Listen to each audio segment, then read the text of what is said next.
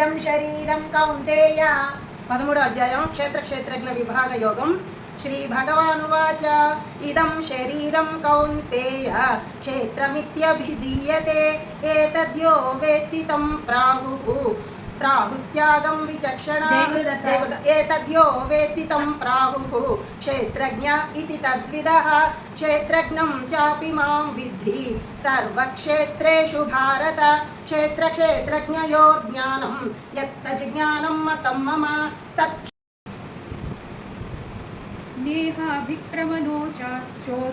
నేహాభిక్రమణోషోస్తి ప్రత్యవాయో న విద్యతే స్వల్పమప్యస్య ధర్మస్య త్రాయతే మహతో భయాత్ యామిమాం పుష్పితా మూలమదశాకం అశ్వత్ భగవానువాచ ఊర్ధ్వమూలమధశాఖం అశ్వత్థాం ప్రాహురవ్యయం ఛందాంసి యస్య పర్ణాని యస్తం వేద స వేదవిత్ అథశ్చోత్వం అమస్య జగతః పితాహమస్య జగతః మాతా ధాతా పితామహః వేద్యం పవిత్రమోంకారః ఋక్సామయజురేవ చ గతిర్భర్తా ప్రభుః సాక్షి